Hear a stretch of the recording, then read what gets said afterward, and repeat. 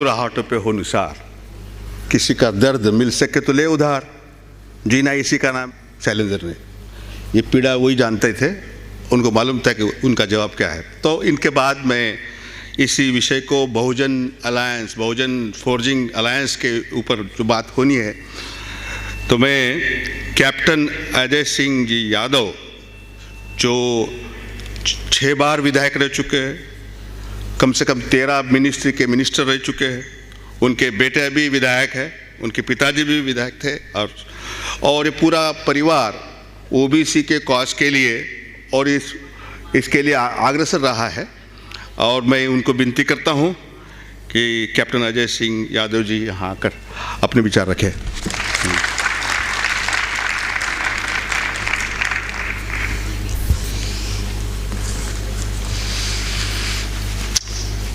मैं यहाँ पर समृद्ध भारत की तरफ से बैकवर्ड क्लासेस का जो ये कॉन्क्लेव या सम्मेलन बुलाया गया है, उसके लिए हमारे भाई पुष्पराज जी, गुरदीप सोपल साहब और उनकी जितनी भी टीम है, उनका शुक्रगुजार हूँ। और मैं समझता हूँ कि राजनीतिक परिवेश से अगर देखें, जब देश आज़ाद हुआ था, पंडित जवाहरलाल नेहरू जी ने जो प्रथम काम किया था कि उन्होंने अपनी कैबिनेट में उन लोगों को लिया था जो विद्वान थे, चाहे वो किसी भी पार्टी से थे, कम्युनिस्ट से भी लिया, और डॉक्टर भीमराव अंबेडकर जी को लॉ मिनिस्टर बनाया उनकी काबिलियत को देखते हुए। और मैं समझता हूँ जो उन्हें संविधान लिखा वो हर परेशानी, हर चीज़ को पार करता हुआ, मैं समझता हूँ सोने की तरह हमारा जो संविधान है वो खरा निकला। आप पाकिस्तान में देख लीजिए, वहाँ पर तख्ता पलट हो गया, बांग्लादेश में तख्ता पलट हुआ, आपके म्यांमार में वहाँ की जो प्रधानमंत्री है वो जेल में है। लेकिन हिंदुस्तान का जो संविधान था उसको जिस हिसाब से लिखा, उसके लिए डॉक्टर भीमराव अंबेडकर जी का ये देश हमेशा ऋणी रहेगा, जिसमें राजा और रंग को वोट देने का अधिकार दिया। हमारे जो बैकवर्ड क्लासेस के लोग हैं, मैं बिहार में गया था, मैं कोसी नदी जब वहाँ से निकलती है तो हमारे जो बैकवर्ड क्लास के लोग हों, चाहे वो यादव हों, चाहे वो कंबोज हों, जो भी जितनी भी जातियां हैं, चाहे वो कुर्मी हों, मकान उनके पास नहीं है। हर साल नेपाल से बाढ़ आती है और गरीबी से उनके अपने मकान नहीं है। अगर पिछड़ापन के लिए काम किया तो मैं समझता हूं कि हमारे बहुत सारे, हमारे कांग्रेस पार्टी ने और राम मनोहर लोहिया जी ने और अनेकों हमारे नेता रहे हैं। लालू जी जो हैं बिहार के अंदर एक चेंज लेके आए और बैकवर्ड क्लासेस को अधिकार दिए।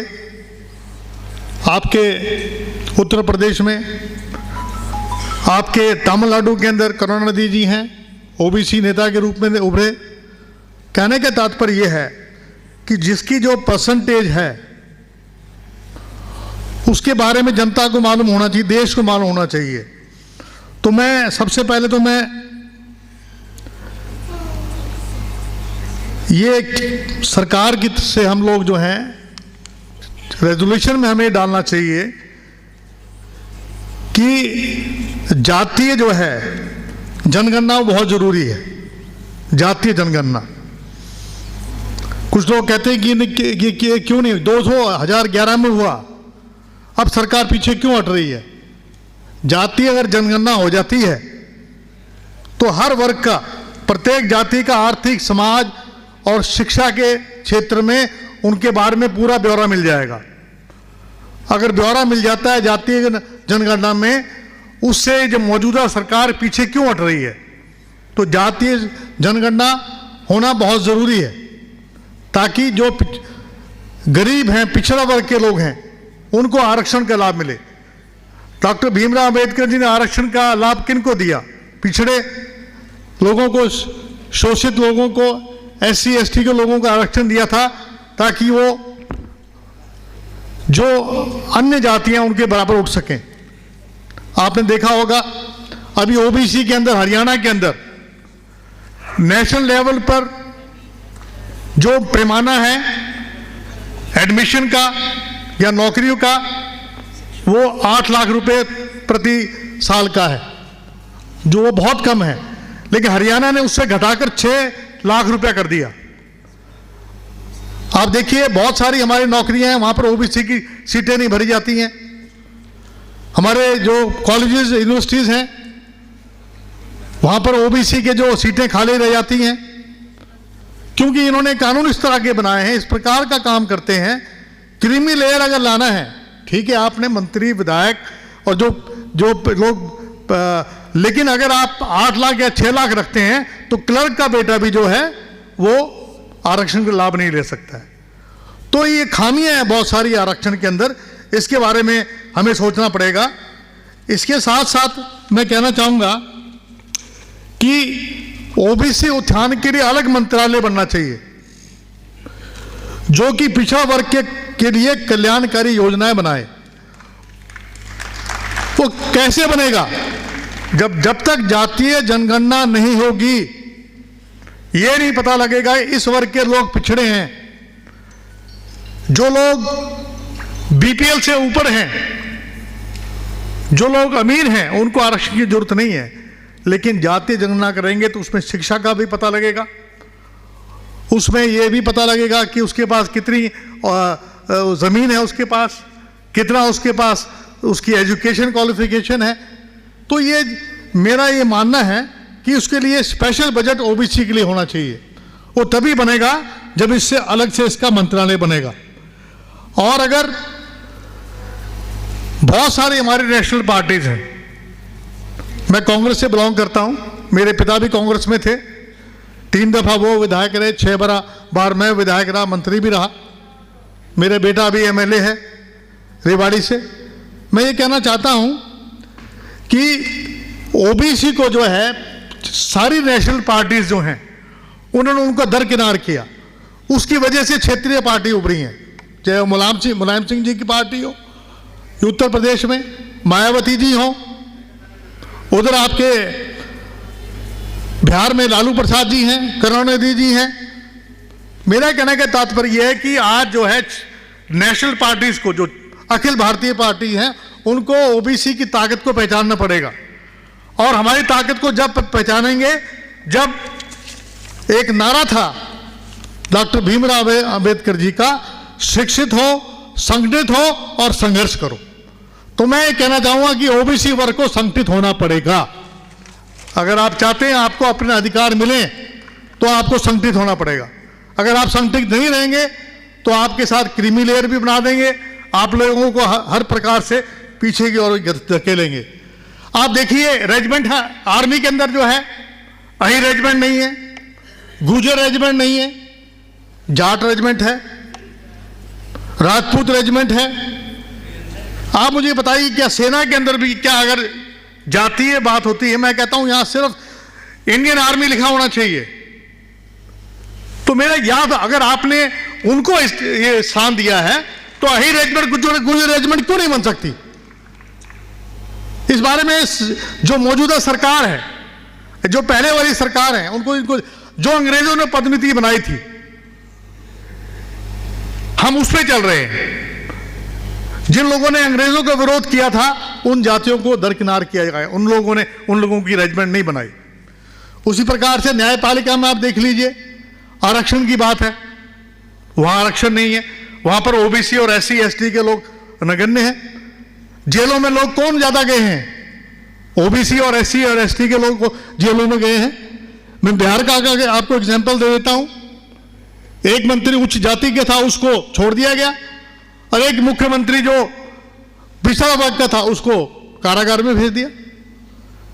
तो मेरा कहने का मकसद यह है कि हमें ओबीसी को अगर जब तक उसको जुडिशरी के अंदर, लेजिस्लेटर के अंदर, पार्लियामेंट के अंदर, महिलाओं में ये कहते हैं 33% आरक्षण के हमारी जो शिक्षक हैं, अध्यापक हैं, प्रोफेसर हैं, उनका मैं धन्यवाद करना चाहूंगा।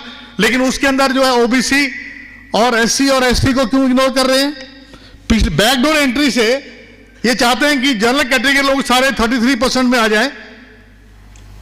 तो मेरे कहने का मकसद ये है कि इस सम्मेलन का मकसद एक ही है कि हम लोग अपने आप जागे, हम लोग समझें किस तरह से प्रताड़ित किया जाता है, क्योंकि न्यायालय में भी हमें न्याय नहीं मिलता है, क्योंकि वहां पर हमारे समाज के लोग, ओबीसी के, एससी एसटी के लोगों को वहां पर जगह नहीं दी। अभी पिछले दिनों में अखबार में पढ़ रहा था कि सुप्रीम कोर्ट ने महाराष्ट्र और मध्य प्रदेश में ओबीसी का पंचायती राज में कोटा ही खत्म कर दिया। इसका मतलब ये पदोन्नति पूरे देश में हो जाएगी। तो मेरे कहने का मकसद ये है, आज निजीकरण का मकसद क्या है? निजीकरण से क्या होगा? ये षड्यंत्र है आपका, निजीकरण करके कुछ धनरा सेठों को, एक तो जो हम दो हमारे दो, उनको फायदा पहुंचाने के लिए, और दूसरा षड्यंत्र है कि आरक्षण किस तरह से खत्म हो। रेलवे में आरक्षण था, रेलवे में खत्म हो जाएगा। एलआईसी को निजीकरण करना चाह रहे हैं, आपके बीएसएनएल को करना चाह रहे हैं, बैंकों का निजीकरण कर रहे हैं। अरे जिसको श्रीमती इंदिरा गांधी जी 1969 में नेशनलाइज बैंकों को नेशनलाइज किया, किस लिए किया था? बैंकों को नेशनलाइज किया था, इसलिए नेशनलाइज किया था कि गरीब आदमी वहां से लोन ले सके, गरीब आदमी का वहां खाता खुल सके। पूंजीपतियों, सेठों के हाथ में सारी पूंजी थी। तो इंदिरा जी ने जो उस वक्त उसका उल्ट कर रहे हैं, उसका निजीकरण कर रहे हैं। बैंक अधिकारी जो हैं वो धरना पे बैठे हैं। तो मेरा कहने का तात्पर्य यह है कि निजीकरण करने का मकसद यह है, चाहे वो ऑर्डिनेंस फैक्ट्री जो बम बनाती है, जो कि रॉकेट बनाती है, राइफल बनाती है, जो वर्षों से बनाती रही है, उसको 7 निगमों में परिवर्तन कर रहे हैं। यानी जिनकी 42 ब्रांचें थी, उसको 7 निगम, प्राइवेट निगम बना रहे हैं। उनका किस लिए बना रहे हैं?